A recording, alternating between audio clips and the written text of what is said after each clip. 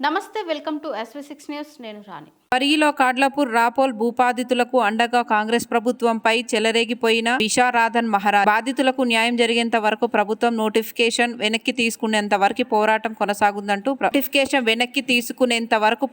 కొనసాగుతుందంటూ ప్రభుత్వానికి హెచ్చరించారు. గవర్నమెంట్ ఒక 15 రోజుల క్రితం 1450 ఎకరాలు ఇండస్ట్రియల్ పార్క్ కోసం సేకరిస్తున్నట్టుగా గెజిట్ వచ్చింది. ఇది తీవ్రంగా ఖండిస్తున్నాము. మేము ఒక BC/SC/ST జేఏసీగా, ధర్మ సమాజ్ పార్టీగా తీవ్రంగా ఖండిస్తున్నాము. ఇది దుర్మార్గమైన రాజ్యాంగేతర ప్రజాస్వామ్య వ్యతిరేక చర్య. ఇది వెంటనే రేవంత్ రెడ్డి గవర్నమెంట్, ఈ జిల్లా కలెక్టరు ఈ పద్ధతిని, ఈ ఇచ్చిన నోటీస్ని, గెజిట్ నోటిఫికేషన్ని విత్డ్రా చేసుకోమని హెచ్చరిస్తున్నాము, డిమాండ్ చేస్తున్నాము. ఎందుకు అంటే ఇక్కడ వారసత్వంగా వస్తున్నటువంటి పట్టా భూములు, గవర్నమెంట్ ఇచ్చినటువంటి లావణ్య భూములు, ఈ భూములలో ఈ గ్రామంలోనే దాదాపుగా 587 ఎకరాలని సేకరించడానికి ప్రయత్నం జరుగుతుంది. ఎవరి భూములు? బీసీలు, ఎస్సీలు, ఎస్టీలు, ముస్లింల భూములు. ఒక్క అప్పర్ కాస్ట్ భూమిని టచ్ కూడా చేయట్లేదు. ఇంతకన్నా దుర్మార్గమైన చర్య దేశంలో, రాష్ట్రంలో ఉంటుందని అడుగుతున్నాం.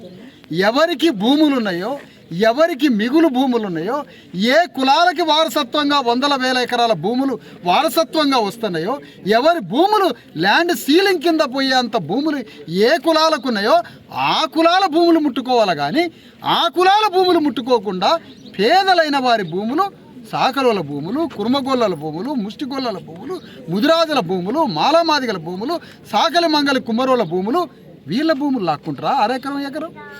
ఇంతకన్నా దుర్మార్గంగా దీన్ని తీవ్రంగా ఖండిస్తున్నాం.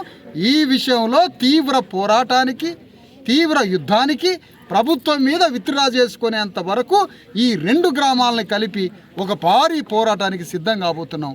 దానికి ముందు అధ్యయనంగా మా BC/SC/ST జేఏసీ, ధర్మ సమాజ్ పార్టీ, మాతో కలిసి వస్తున్నటువంటి జాగృతి సంఘం అందరం అధ్యయనం కోసం వచ్చినాం. ఈరోజు వీళ్ళందరితో కలిసి వివరాలు తీసుకున్నాం. గత 10-15 రోజుల నుంచి కూడా ఈ ప్రాంతంలో మా కార్యకర్తలు చూస్తున్నారు పరిస్థితి అంతా. నా పాదయాత్ర కూడా ఈ ప్రాంతం నుంచే పోయింది 10,000 కిలోమీటర్లు. నేను ఈ గ్రామంలో జరిగిన అన్యాయాన్ని వదిలిపెట్టను. నాకు బలంగా దొరికింది ఈ గ్రామ సర్పంచ్. జనరల్గా ఈ రోజులల్లా ఉత్తగానే జారిపోతారమ్మా. కానీ ఈ గ్రామ సర్పంచ్ యాదవ్ బిడ్డ ఎట్లా దొరికిండో, బలంగా వజ్రంలాగా దొరికిండు.